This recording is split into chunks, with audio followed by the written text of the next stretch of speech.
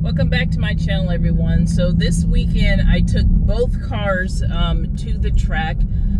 It was not the best times, I did. There was a lot of things that were batting against me. One of the things too, when it came to my Hellcat Jailbreak,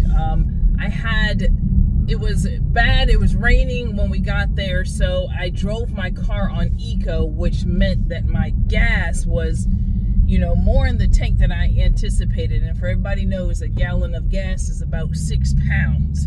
And usually I run under a half a tank when I'm there. And this time I had over a half a tank. So I think that was one of the things. The second thing was the track was not prepped.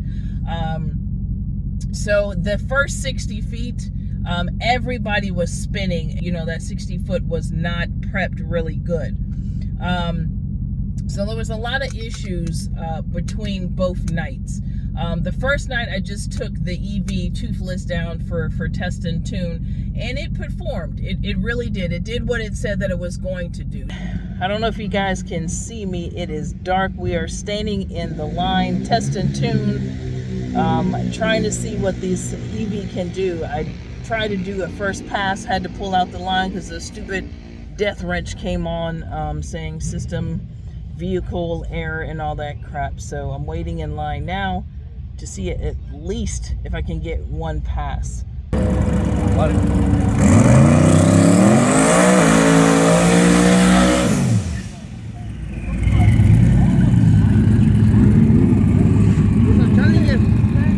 Electric Scatpack. Electric. You'll never see one of those in person, dude. Racing my homeboy in his Dodge Dart, dude. Fuck it, this is gonna be a race. But that Dart's twin turbo. Mucho rápido.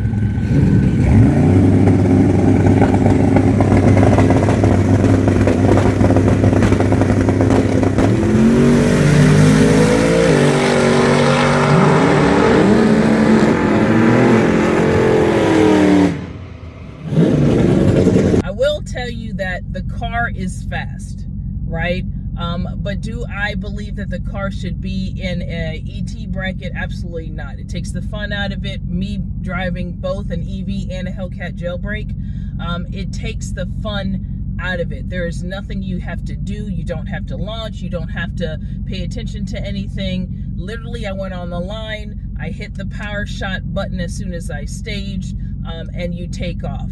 The G-force is fantastic in the beginning, but the rest of the race, you're sitting here like, is this it? It's almost like driving a roller coaster. Reaction time is 0.219, so that's good for me.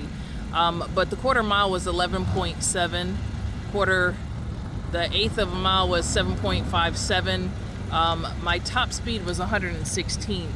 I did do the power shot, and I don't know, it's mixed. I think mixed emotions coming from the Hellcat Jailbreak. You feel everything. This one right here is just one speed. You just hit it, go, you're gone. So it takes the excitement, it takes the fun out of it, in my opinion. Will I be bringing this back to the track? I don't know, because I really didn't have that much fun tonight. So I was telling my husband, it's not a driver car. And when I'm saying driver car, I'm particularly saying that, when I drive my Hellcat, or people who race, you're in sync with your car. You listen to the car, you feel the car, you're braking, every motion, your body is connected, is tuned with the car. For all of the guys who race, and for all car enthusiasts, you're listening to the sounds, and basically it's like dancing. Where the EV, it's one speed, you don't hear any of that. Your brain is wanting it to shift, and you don't have any of that. So there's a lot of mental torture that you're undergoing while you're going down that track, because things that you think are normal are not normal with an EV. Again, you have the speed, so the performance is there. So again, anybody who's saying that the car is not fast, you don't know what you're talking about.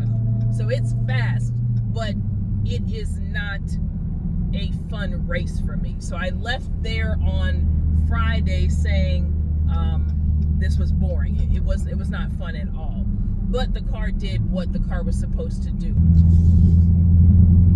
I will make mention that when I drove my EV, I only was able to do one pass.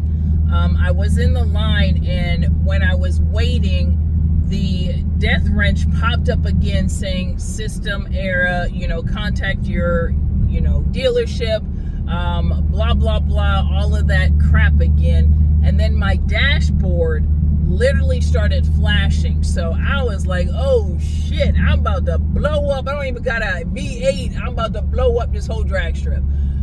So I had to pull over just like a computer. I turned it off, let it sit, and then eureka, everything normalized. So I am not sure. I just got my car back from the dealership. So I don't know what bugs they need to fix. And, I'm going to sit here and reach out to people to see if there's any software they should have upgraded, because by now there's too many people with complications. They should have at least updated all of these things. So today is day 2. We're going to the ET brackets. I am racing my Hellcat Jailbreak today. I have new welds, new wheels put on the car. So I'm running, if everybody is new to the channel, so I am running 305 R2, 555 R2s, the Nittos in the back, and I'm also running G2s in the front. G2s are 275s. Both have weld wheels. In the back it's 11.5-inch wheels, and in the front it's 11-inch wheels. So it made my Jailbreak overall lighter. Last time when I took the Hellcat out, the Jailbreak, I had 275 R2s. So we are going to see how these, hopefully I don't get kicked out. If I do the first time, I think you can buy back your first round. But overall, it's just all fun anyway. I'm just out here. I'm not trying to win a trophy or anything. I just want to see what my times are.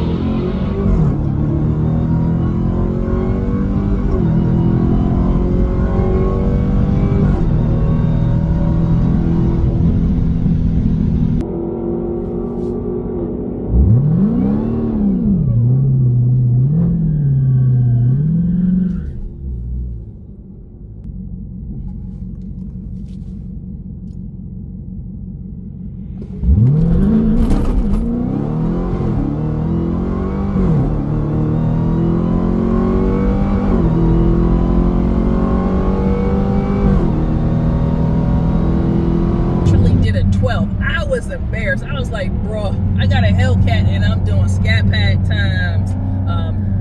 No disrespect to my husband, but everybody knows a Hellcat should not be in the 12s. So that was horrible. Second go around, I was still trying to figure out what the hell was going on. And then I realized with these Nittos, anybody who has Nittos, R2s, G2s, you have to heat them bad boys up.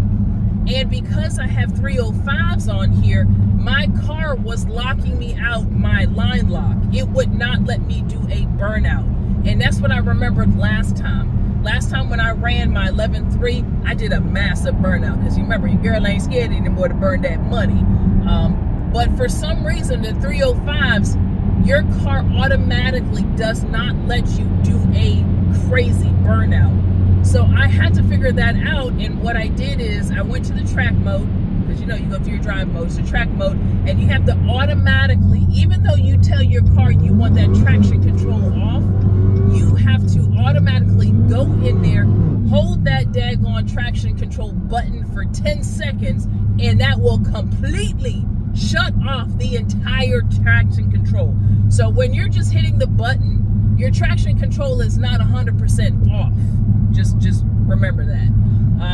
So that is what I did. So you'll see my times improve. So the first 2 runs, I did not do that. That last run, shit. I did that, and I did a massive burnout, and y'all will see somewhere in the video. And that's how I was able to do the 11.5. Now, the only thing I shot myself in the foot was I had went back on my pressures and adjusted my pressures. Now, I need to kind of ask people who have the wheels, the Weld Ventura wheels. Now, of course, they make 2 sets. They have B-locks, and then they have drag wheels, which I have the Venturas.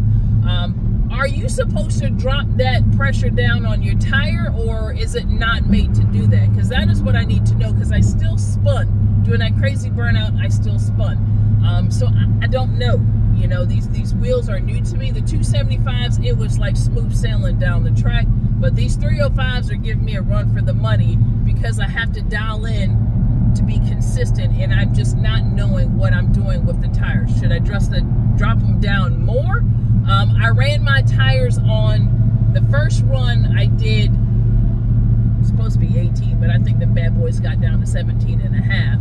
Second one, I know I did 18, and then this third one with the massive burnout, I had raised them up to, I believe, 19. So I don't know if I need to go up with my pressures, my PSA, or I need to go down, but please let me know.